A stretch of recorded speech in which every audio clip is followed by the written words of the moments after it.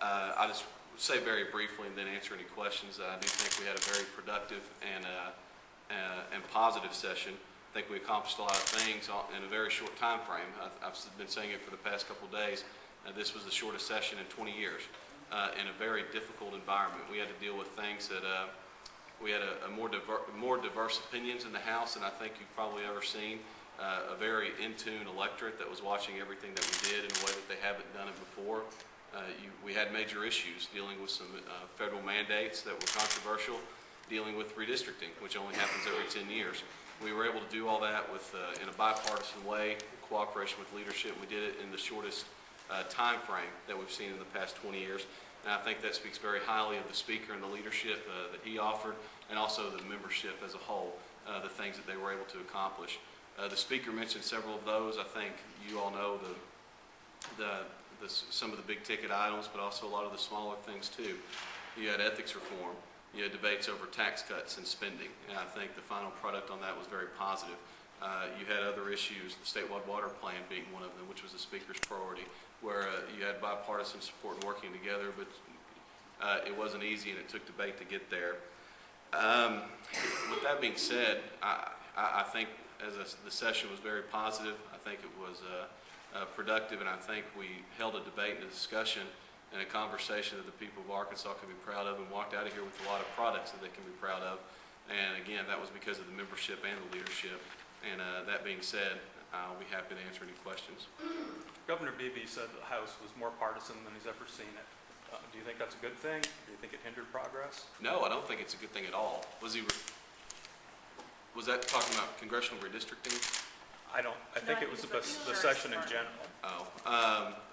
Well, I would certainly disagree then. I don't think it was partisan at all. I think you probably see more opinions and more passion than you've seen in past sessions maybe, but I think that's something that should be embraced and not criticized. I think it moved the conversation in a positive direction. Again, I think all the major accomplishments, or at least most of them, were bipartisan in nature. In fact, I'd say this would be the best answer in regards to that question. The biggest debate in my mind that we had this session was about tax cuts and spending, and that was more of the House working together, fighting for more tax cuts and less spending versus what the governor said we could afford, which he said we could afford $15 million, and you saw the leadership of the House, and at a certain point the leadership of the Senate come forward and say, no, we can afford more. And that was bipartisan groups. Again, it was the leadership of the House and the Senate that said that. And we walked out of here with $35 million in tax cuts instead of 15. And I think that was, again, a product of the varying opinions that you have in the legislature, and that should be complimented. It's certainly not a bad thing. Bills that I wish would have passed, sure, lots of them. But that we're here to debate, we're here to talk, and you've got to get 51 votes here, and you've got to get 18 in the Senate, and the governor has to sign it. Didn't get everything we wanted, but we certainly got something.